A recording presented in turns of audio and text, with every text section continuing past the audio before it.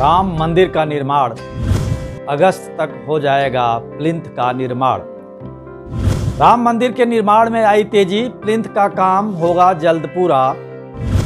रामलला के मंदिर के साथ ही जन्मभूमि परिसर में बनेंगे 7 अन्य मंदिर। अयोध्या में आने वाले यात्रियों की सुविधा का भी रखा जाएगा विशेष ख्याल। अयोध्या के आसपास हो रहे हैं और भी निर्माण कार्य। रामनगरी अयोध्या में श्री राम मंदिर का निर्माण कार्य तेजी के साथ जारी है। गर्भगृह और 5 मंडपों वाले 3 मंजिला मंदिर के प्लिंथ यानी चबूतरे का निर्माण फरवरी 2022 में शुरू हुआ था। मंदिर निर्माण समिति ने चबूतरे का निर्माण कार्य अगस्त 2022 तक पूरा कर लेने का लक्ष्य रखा है। प्लिंथ के निर्माण में 5 फीट गुणे 2.5 फीट 3 गुणे 3 फीट आकार के लगभग 17,000 ग्रेनाइट पत्थरों का उपयोग किया जाएगा। ग्रेनाइट पत्थर कर्नाटक और आंध्र प्रदेश की पत्थर खदानों से आ रहे हैं। मंदिर निर्माण के अलावा मंदिर से जुड़ी तमाम अन्य गतिविधियां भी अयोध्या में चल रही हैं। मंदिर परिसर में मां सीता के अलावा अब महर्षि वाल्मीकि और तुलसीदास का भी मंदिर बनाने का निर्णय लिया गया है। इसके अलावा और क्या कुछ भी हो रहा है, ये सब जानने के लिए आइए देखते हैं राम मंदिर का निर्माण का ये विशेष शो।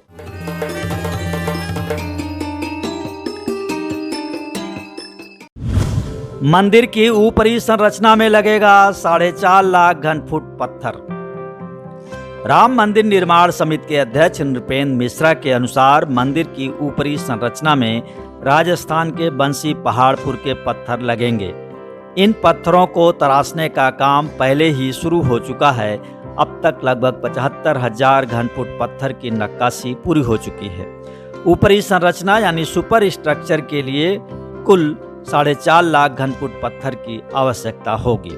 राम मंदिर ट्रस्ट के अनुसार चबूतरे के चरणबद्ध तरीके से पूरा होने के साथ ही अंतिम सुपर स्ट्रक्चर का निर्माण कार्य जल्द ही शुरू हो जाएगा।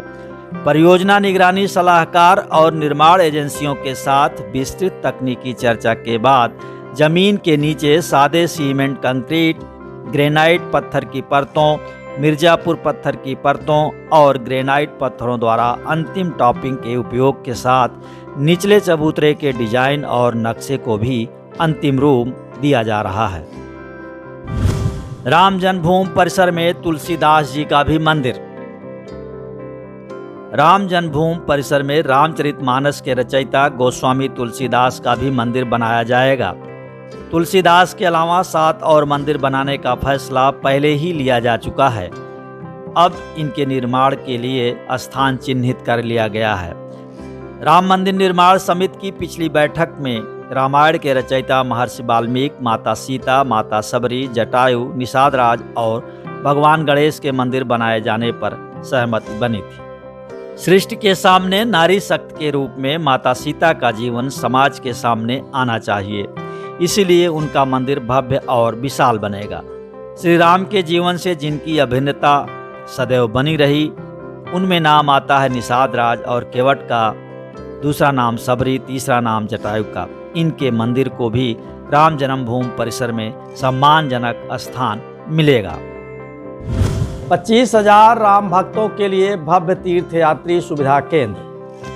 राम मंदिर निर्माण में जहां भगवान राम और उनके साथ जुड़े अभिन्न पात्रों को प्रमुखता दी जा रही है, वहीं राम जन्मभूमि का दर्शन करने आने वाले राम भक्तों की सुविधाओं का भी विशेष ख्याल रखा जा रहा है। परिसर में ही 25,000 भक्तों की क्षमता वाला एक तीर्थयात्री सुविधा केंद्र बनाया जाएगा।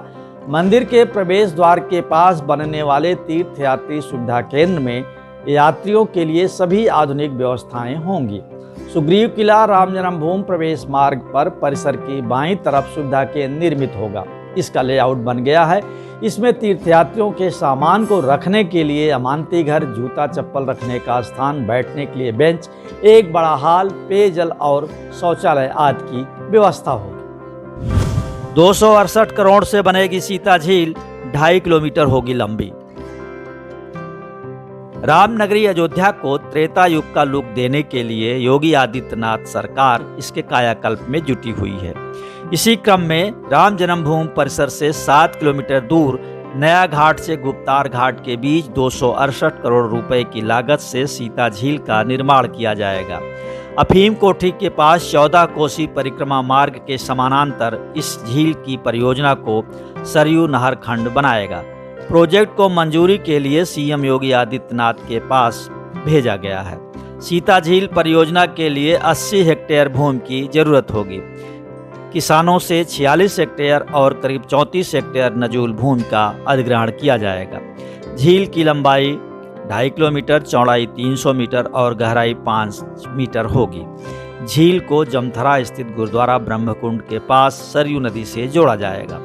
श्री राम जन्मभूमि तीर्थ क्षेत्र ट्रस्ट के महासचिव चंपत राय का कहना है कि इस झील का नाम सीता सरोवर होना चाहिए। 42 अरब से बनेगा 84 कोसी परिक्रमा मार्ग।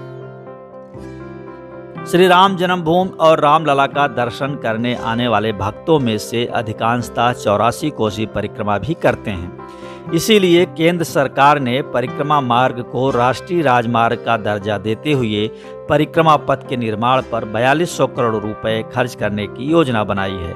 5 जिलों से गुजरने वाले परिक्रमा पथ के इर्द गिर्द कई ऋषि मुनियों की जन्म और तपोस्थली पड़ती है। 84 कोसी परिक्रमा मार्ग बन जाने से अयोध्या में रामलला के दर्शन के साथ ही विश्व स्तरीय धार्मिक पर्यटन को भी बढ़ावा मिलेगा। करीब 235 किलोमीटर लंबे परिक्रमा पथ के लिए 45 मीटर चौड़ी जमीन की जरूरत होगी। इसकी एक ओर की चौड़ाई 22.5 मीटर होगी। सड़क 2 लेन की होगी। 1 लेन सड़क 10 मीटर पक्की होगी। इसके बाद पटरी बनाई जाएगी। परिक्रमा पथ का निर्माण 6 चरणों में पूरा होगा। श्री राम एयरपोर्ट के रनवे का 15% काम पूरा।